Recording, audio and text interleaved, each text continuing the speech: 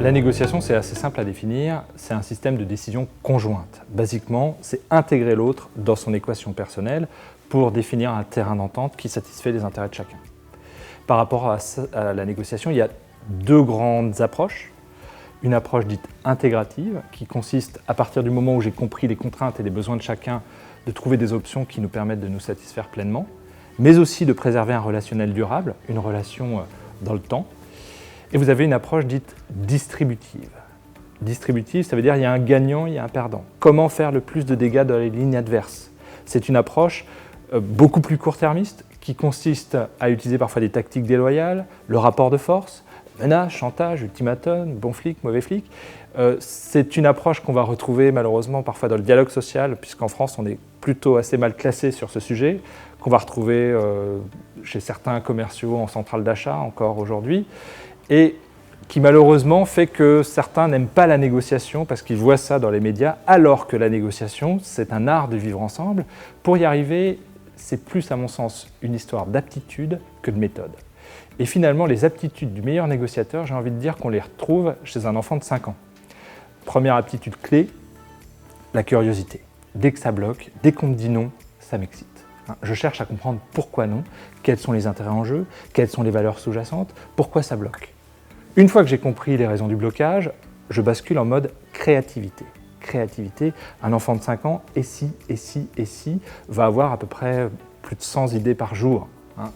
Et à partir du moment où je trouve des options, des pistes qui nous permettent de nous satisfaire chacun, j'appuie vers l'accord. Et la troisième aptitude clé du négociateur, c'est la ténacité.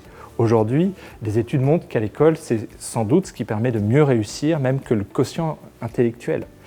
Arrivé à l'accord, on me sort par la porte, je reviens par la fenêtre, je ne suis focus que sur l'objectif. Tant qu'on n'a pas conclu, je reste focus sur ma négociation. Et vous voyez ces aptitudes, je vous donne juste un exemple assez classique. Vous prenez un tout petit, à peine ils savent marcher, vous allez lui dire « Attention, maintenant que tu sais marcher, jamais tu traverses la rue seul. » D'accord ? Et il y en a qui intègrent la contrainte et il y en a qui n'apprennent que par l'expérience. Ceux-là, il va falloir les plaquer au sol, les attraper par où vous pouvez et puis leur donner une leçon de négociation, à savoir qu'un intérêt n'est pas négociable. Un besoin n'est pas négociable. Une valeur n'est pas négociable. La sécurité n'est pas négociable. Tant que tu ne sais pas regarder à droite, tant que tu ne sais pas regarder à gauche, tant que tu ne sais pas distinguer un piéton vert d'un piéton rouge, tant que tu n'as pas largement dépassé l'âge de raison, jamais tu traverses la rue seul. Si l'enfant n'est pas traumatisé, lui, il va se recentrer sur ses intérêts à lui, par exemple l'autonomie, jouer dans le cadre, et il va basculer en mode « et si ?» Et si je ne te donne pas la main, mais je te tiens par la veste? Et si je te tiens par la poussette? Et si je te tiens par le doudou? Et si je ne te donne pas la main à toi, mais si je donne la main à maman? Et si? Et là, il y a deux possibilités. Soit vous lui dites « je t'ai dit, tu me donnes la main », vous le prenez et vous le déposez rageusement de l'autre côté de la rue, ce qui veut dire qu'à l'âge adulte, il va devoir apprendre à négocier.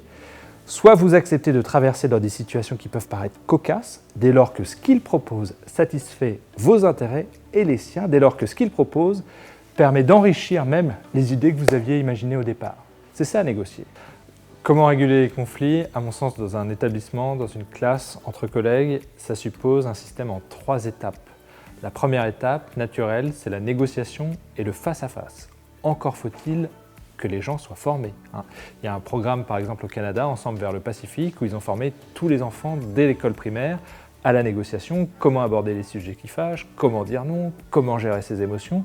C'est loin d'être simple, c'est loin d'être évident, et quand on ne sait pas le faire, soit on prend sur soi, soit on en parle à tout le monde, sauf à la personne concernée, et ça génère des situations invivables, de conflits froids, de conflits latents, extrêmement désagréables.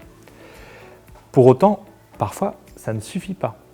La négociation, parfois, n'est pas possible, parce que émotionnellement, on est débordé, parce que psychiquement, on atteint une certaine rigidité du fait de la complexité de la situation qui implique plusieurs personnes, parfois même tout le collectif, etc. Auquel cas, il faut du tiers. Il faut du tiers qui recrée les conditions du dialogue, qui offre un espace de discussion sécurisé. C'est ce qu'on appelle la médiation. Le niveau 2, c'est la médiation. Un tiers neutre, indépendant, extérieur, et ça peut se faire par les pairs. Au Canada, ils ont appelé ça la cabane à pas de chicane. Les enfants régulent leur tension avec l'aide d'un tiers. Pour autant, parfois ça ne suffit pas. Parce que on arrive à peu près à 80% de taux de résultat.